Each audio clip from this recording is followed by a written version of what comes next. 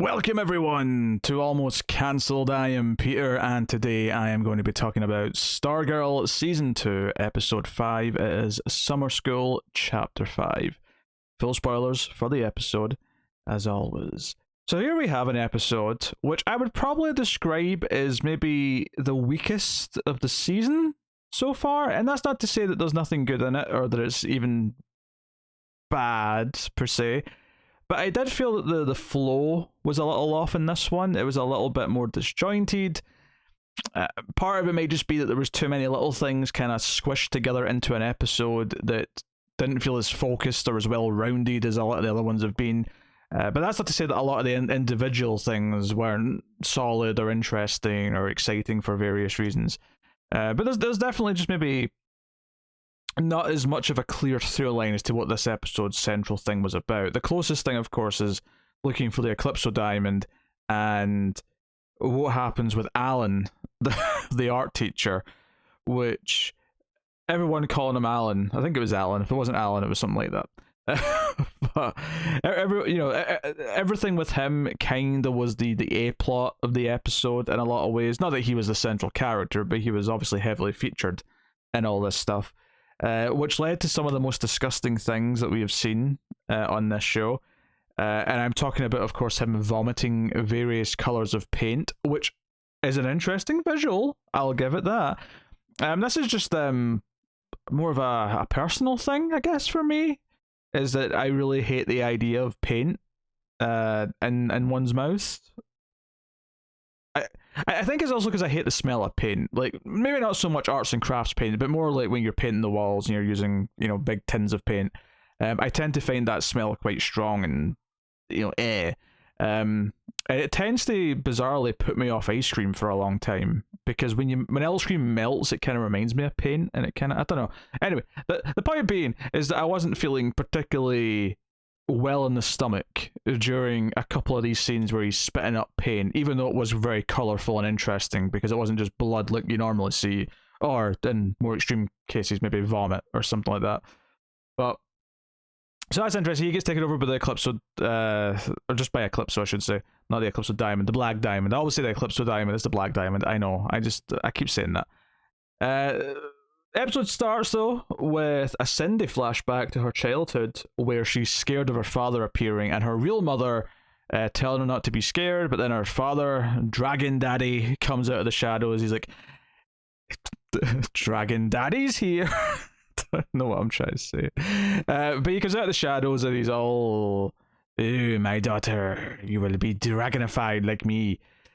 And it cuts to present day, and it's her kind of on her her quest to recruit her team, and she's staring at Cameron, who we've seen painting this mural for a few episodes. He's been over in that same corner working on this mural of his father. And I thought what's interesting here about this scene to me is that it's kind of trying to give us a little bit of sympathy, a little bit of humanity for Cindy, because she has this moment where she's kind of remembering this flashback, and then she kind of snaps out of it and kind of focuses herself and goes, okay, game face on, I'm going to go recruit Cameron, I'm going to seduce him to the dark side, or whatever. I thought that was an interesting little beat on its own. The idea that it's reminding us that she is a victim, that she is someone who has been victimized by a horrible parent since she was a young child. And as bad as she is and has been throughout season 1 and so far in season 2, ultimately, as a very little girl, she was kidnapped by an evil father and experimented on, manipulated, all of these things. So it is reminding you there is a sense of humanity there. And I think it goes back to something that was introduced last episode, and then the sentiment that's brought up again this episode. Courtney brings it up again, reiterating it from last episode, which is this idea of bad, not evil, or that bad and evil are different things. And Cindy, of course, is doing a lot of bad things. Cindy has bad intentions, but is she evil to her core?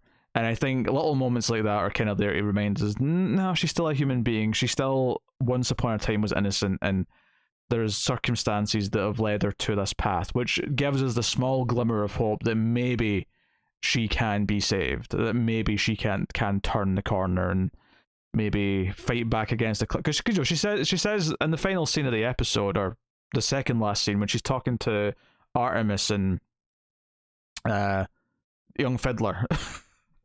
That sounds quite bad. The young fiddler. he when she's talking to them, she mentions the diamond is power and I control it. And of course, I think everyone in the audience is meant to go, "Oh, do you now? You think you're in control? You naive little villainess. You don't know what you control. You control nothing, you dumb child." But she thinks she does. She thinks she's found power. And I think showing her interaction with her father when she was that young and how scared she was of him before she became someone who was basically vying for his gratitude and his love and affection. Season 1, I mean, we saw a lot of her until she turned on him for not giving her attention and not, he locked her in a cell and all the rest. But a lot of that was her trying to win him over. A lot of that was saying, "Hey, look, I can be a supervillain too." She's trying to live up to him. So I think it's kind of interesting sort of tying that into now her also having this quest for power, and because it's what her father's imprinted upon her, is that the quest for power and ultimate power and shaping things and doing whatever you want and all these things, these are what you strive for. So the idea of the nurture part versus the nature, and so all that makes sense to me. So I mean, I didn't expect to talk this long on that one little moment of her kind of like remembering this and then shaking herself out of it, but I think there's a lot of good character stuff in that little slice. The other interesting part of this scene, of course, is that the grandmother, Cameron's grandmother, who did they confirm that the grandparents themselves have the ice powers last season? I don't know if they did. I don't remember them using anything. But she does essentially threaten her with ice powers and says, "Stay away from my grandson." Which is interesting. She clearly doesn't like the Dragon King. She clearly doesn't like Cindy. And Cindy does back down. For now, I do not suspect that is going to stick forever. But she does back down. She's not feeling ballsy enough at this point to take on a icicle level powered being. Although she does make a joke about her son being turned into ice cubes by a truck. So definitely is still being edgy with the wording, the dialogue, and swinging for the fences, but ultimately backs down. So you've got that. And she's obviously reiterates at the end of the episode that she wants to recruit Mike. And Mike stuff this episode, this was one of these things where it felt kind of a little bit tacked on, and I guess you could say that the reason why it's here is so that at the end, when she's like, no, there's one more person we have to try and get, and she puts the photo of Mike down again, is that's why we have a scene in the middle reiterating the current standings of where Mike is with Pat and with the family and his desire to be useful to the team and to be included. We have a scene where Pat and Barb go out to pick him up. He's actually at Zeke's junkyard where he's apparently trying to buy a car because he thinks the JS needs a getaway vehicle. And Pat's been a little dismissive, and whereas Barb is like trying to be a bit more sympathetic, and she's like, "No, I didn't mind driving out here," but ultimately Pat's kid, so he's the one who's kind of trying to give the speech, and it's a little bit layered because I think Pat, we know that he knows what this feels like. He knows what it's like to be left behind, and maybe that's why he's frustrated that Mike just won't accept it because he did, or because he handled it better than Mike did. Ultimately, he comes up with the idea that, I should give you something to work on. If you want to help, then maybe we should have a project. Maybe we should work on a device, or maybe you can help me work on the robot or something. Like, include him in some way instead of just butting him out, because that's just going to make him want to look for his own path or rebel or whatever. I do think it's interesting that he extends this olive branch, even though he's a little reluctant about it. Although Barb seems quite pleased that he's done this. I think it's interesting that we get this moment where Mike is quite happy and hugs him and is happy to be included, and then have it reiterated at the end of the episode that Cindy's still coming after him. Because arguably where he was beforehand was in a much more vulnerable place where she could convince him to maybe come over to the dark side. And he's in a better place now. That said, though, the seeds are still there, and it's actually not the only time in this episode that I kind of had that thought. In particular with Yolanda. So, actually, before I get to that, I'll basically, the gist of this is that Eclipso, of course, Pat reiterates that it can get inside your head. It'll make you see things that aren't there. He'll sort of like look at you'll get in your head and you'll see things and blah blah blah. Right. So he'll go for the turmoil within, and this builds up in this episode where we see it how it affects all of our members. Right. When they go to the school later on because they realize that the Black Diamond might be there because of the weather, which is a plot point that's brought up, is that the weather's worse because Eclipso. So they go to the school and they end up confronting the taken over teacher and all of his paintings of the diamond that he's done in the art studio. We get this sequence where they're all kind of confronted, except Courtney, interestingly, but the rest of them are all confronted. So Beth sees pictures of her parents, and his voice is taunting her that her parents are splitting up. Rick sees drawings of Grundy and he's himself and the idea of the monster, and he's remembering his parents. And there's a scene earlier on where he has a little memory of his parents when he's driving to kind of set this up. And Yolanda has a conversation with Courtney about how she's feeling about everything and the headaches she's been having because of what she did to Brainwave. And she points out that she's been feeling better and maybe having something to focus on, like all of this Eclipso stuff, is actually taking her mind off of it. And the reason why I was kind of saying that I was thinking this idea of like, there's a character who they're showing is maybe a little bit better. And I was thinking of Yolanda when I was saying that, because she says that she's feeling better and that maybe having something to focus on is helping her.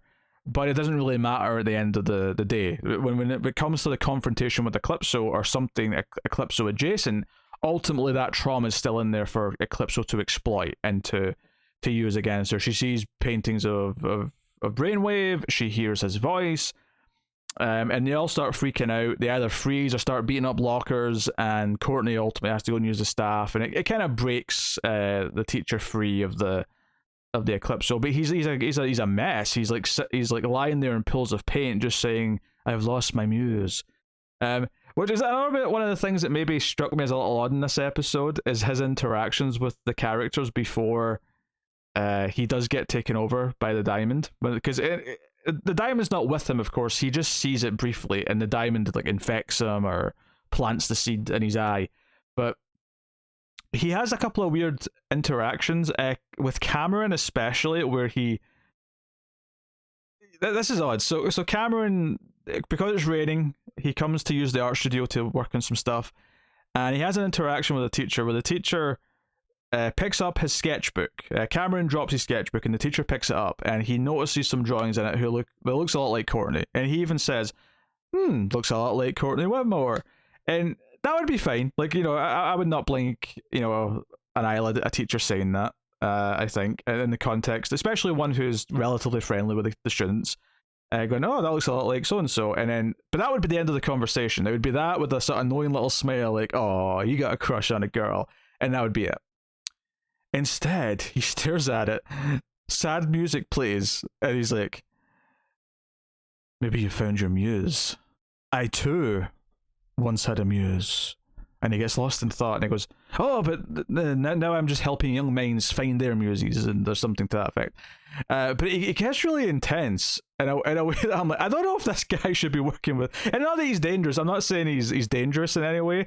I'm just saying that emotionally, he might not be in the best place to be a guide for young minds. He feels like he's maybe a little teetering on the edge, because this is before Eclipso. This is before Eclipso gets to him. And I get that the point of this is to set up this idea that this is something that Eclipso can exploit, but I don't know if we needed to have it set up. I think we can just accept that everyone has something to exploit. At least most people do. And we don't necessarily have to explain why this, character who's off to the side, this minor character who's not, not important. It's good that all of our JSA members have something to be exploited, and they're all various strengths in terms of working or not. I think Beth's is obviously the weakest, because it kind of feels that we have to give her something, so we're going to give her something as simple as her parents being divorced. Whereas the other two have more interesting things because they're related to their core character or plot. Yolanda's murder of Brainwave was a big, pinnacle climactic moment in season 1, and it's great that there's payoff and an aftershock of that. And then likewise, you've got Rick, who's it's tied to his parents' death, which is superhero 101 stuff. and him dealing with his anger issues, but also the fact that he's becoming more accepting and is actually at least feeding Grundy still, but whether or not it's progressed beyond that. But he is, you know, he has that moment with Cameron, of course, when he's in the car, where he stops and looks at the mural, and they just have this little, just this tense exchange of, "Can I help you?" Like, "No, you can't help me," and that's it. And you know, it is worth mentioning that Grundy was doing stuff on at the behest of Icicle. So if Cameron ever does go full, like, joining the team and is going to try and be a good guy, there will be tension because of who Cameron's father is, and Rick may not be able to accept that. But so that's okay.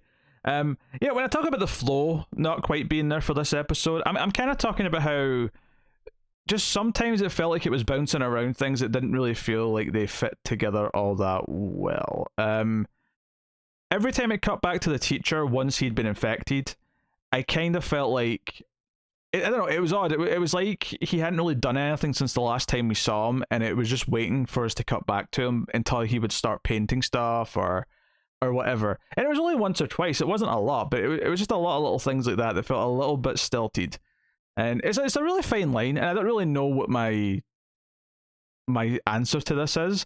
I wonder if this is just a product of serialized TV where you have all these prominent episodes that you're building your story around, and this is one that falls between them, and it has to do, you know, 2 or 3 key things because it's advancing the story, and it wants you to remind you of, you know, 3 or 4 character beats for various characters.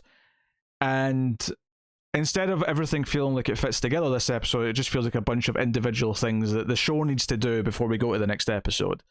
Because we also have a scene of the Shade talking to Barbara and saying, you know, a couple of things. The main thing from it, of course, was that he says, hey, if Courtney and her friends find out where the diamond is, it would be a wise move to just tell me about it and let me go deal with it. It's the safer option. And he's still kind of menacing in the way he's saying things because he's the Shade, but you kind of maybe believe him a little bit.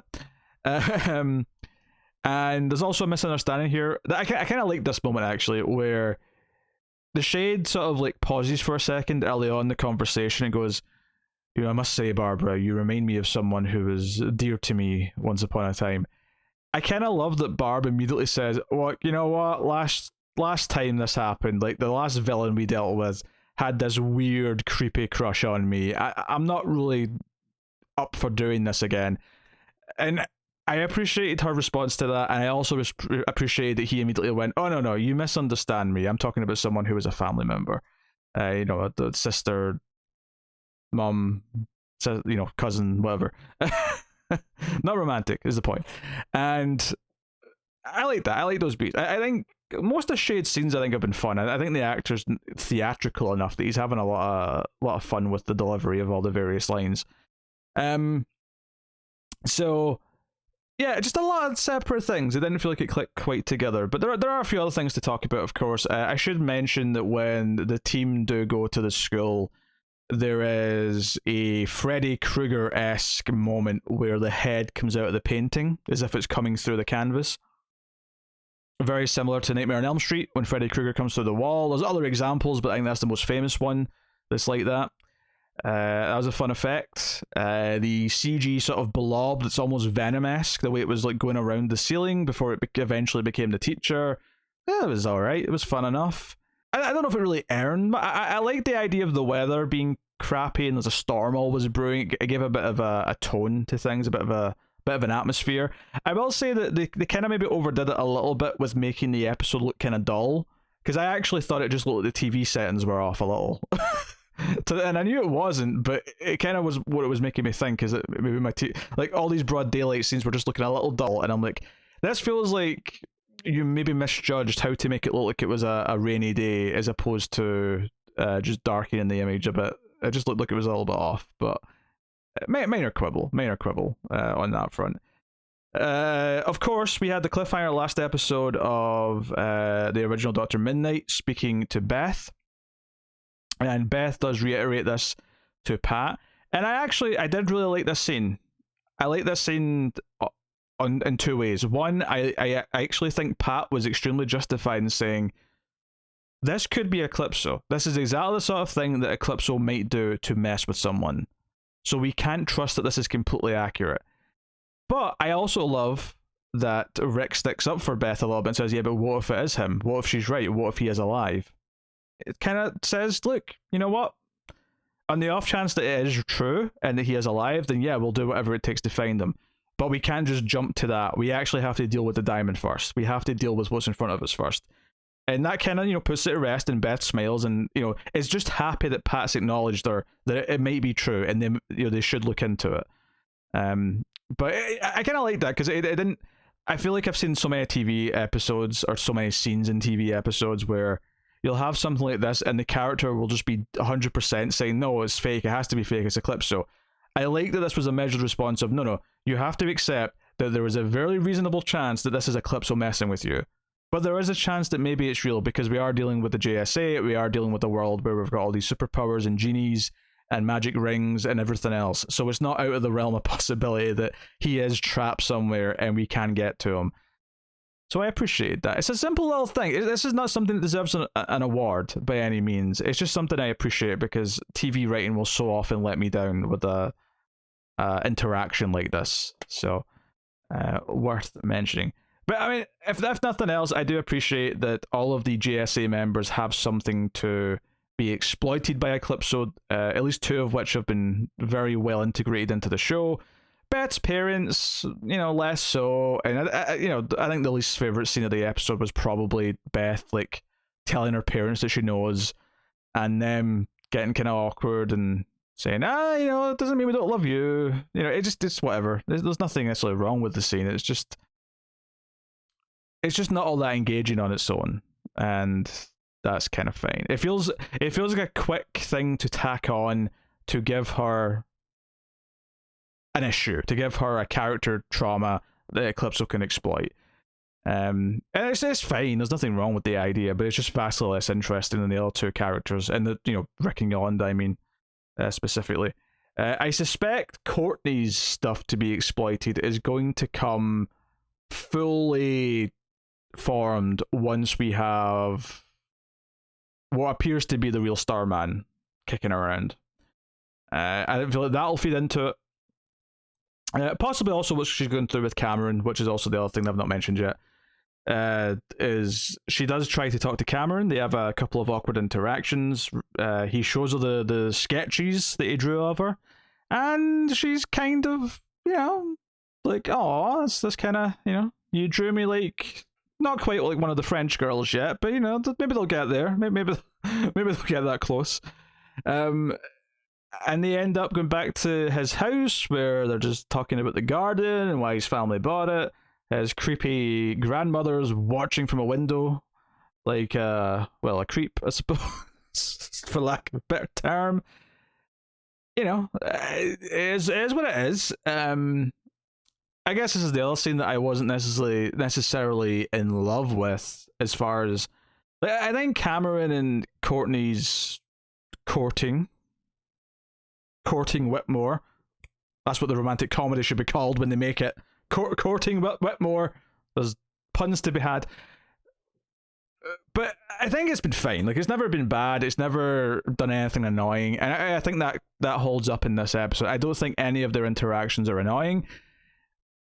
But there's also nothing particularly exciting about them either. In fact, the one sort of pivot it takes where I actually started to dislike something was him as a character, when he when her phone goes and it's Yolanda saying, hey, weather shit's happening, we might know where the diamond is, we have to go do stuff.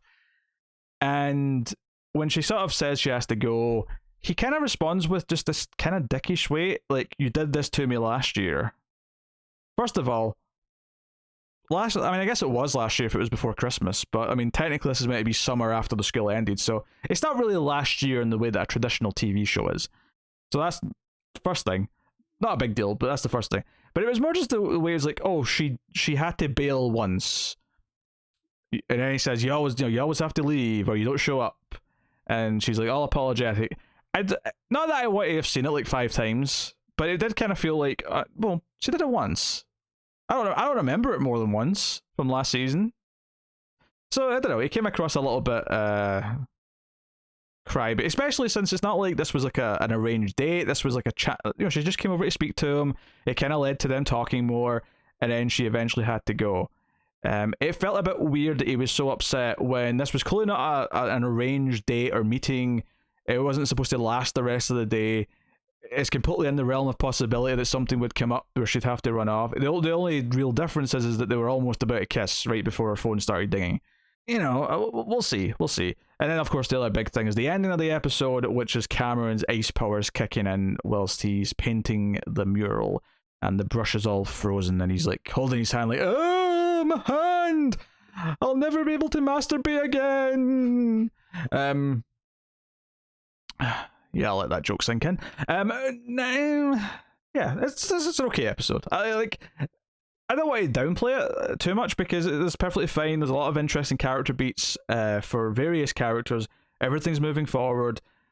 The fact that Eclipso's getting stronger and can kind of like infect someone, and that person will still have some Eclipso powers, even though Eclipso's, even though the diamond is still with Cindy, is definitely a big deal and something I'm sure will keep coming into the story as we go. But yeah, a little bit disjointed, not quite as fully fledged and formed as some of the other episodes have been, and the season's been mostly pretty good so far. So again, I want to emphasize, not a bad episode, just not a particularly strong one by this show standards, and I think that's okay. So, but there you go. That's Summer School Chapter 5, Episode 5 of Season 2. I will be back. Hopefully, I'll be back to the usual schedule of having the new episode review out on Wednesday next week. The last one was heavily delayed, and there was work being done in the house. The bathroom was being redone. That finished on Wednesday, and today's Friday when I'm recording this, so this will be up today, and hopefully we're back on schedule from here on out. Some other shows starting soon that might be of interest to you. Walking Dead premiere, is that next week? I think that's next week. So maybe check out my thoughts on episode 1 of that if you're interested. Check out Male Fuzz Movies for all the movie podcasts that I do with other people over on that YouTube channel. But otherwise, please do like, subscribe, ding the bell for notifications. You can, of course, support us financially over at patreon.com/MaleFuzzTV for as little as $1 per month. Get some bonuses. I had to pause after I said that because of, just, speaking. Sometimes you have to pause. It was an awkward place for it, but you know what? The occasion called for it, so I said it in a way that lent itself to a pause. You're welcome. I put thought into this. Thank you very much for joining me. I also get us on Twitter at mailed_fuzz for channel updates, but that is me, so thank you once again. Let me know what you thought of the episode in the comments as well. I don't know if I said that already, but I'm always down for reading the other opinions down there. And not just because the comments are good for the YouTube algorithm. I mean, they are, so comment for that reason too, but I'm always curious to hear. But yeah, not bad. Not bad. See you next time, guys. Keep watching TV. Have you got any vanilla?